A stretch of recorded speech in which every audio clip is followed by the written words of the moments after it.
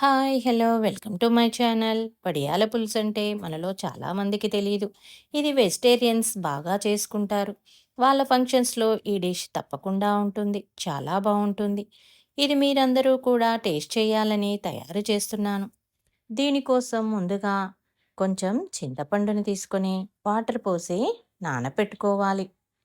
ఇప్పుడు స్టవ్ మీద గిన్నె పెట్టుకొని 3 స్పూన్స్ ఆయిల్ వేసుకోవాలి.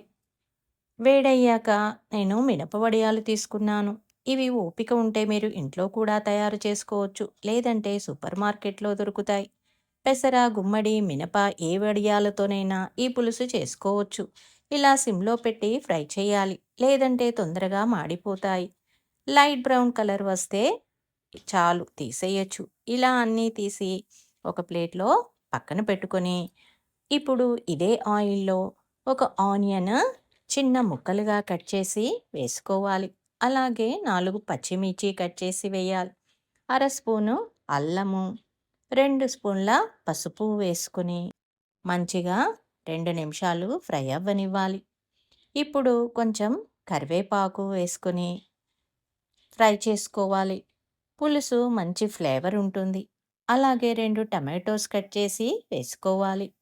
2 స్పూన్స్ కారం, 2 స్పూన్స్ సాల్ట్ వేసి ఒకసారి కలిపి మూత పెట్టి 2 నిమిషాలు టమాటోలు మగ్గనివ్వాలి. మూత తీసి చూస్తే టమాటోస్ ఇలా మగ్గుంటాయి. వాటిని ఇలా మెదుపుతూ కలుపుకొని మనం ఫ్రై చేసిన వడియాలు ఇందులో వేసుకొని కలిపి మూత పెట్టి 2 నిమిషాల తర్వాత ఒక గ్లాసు వాటర్ పోసి మూత పెట్టి సిమ్‌లో వడియాలు 5 నిమిషాలు ఉడకనివ్వాలి. 5 నిమిషాల తర్వాత నానపెట్టిన చింతపండు పులుసును కూడా ఇందులో పోసుకొని కొంచెం కొత్తిమీర వేసి కలిపి మూత పెట్టి మరో 5 నిమిషాలు ఉడకనివ్వాలి. అంతే 5 నిమిషాల తర్వాత ఆయిల్ ఇలా పైకి వస్తూ ఉంటుంది. చివరగా కొంచెం కొత్తిమీర చల్లుకొని స్టవ్ ఆఫ్ చేసుకోవడమే.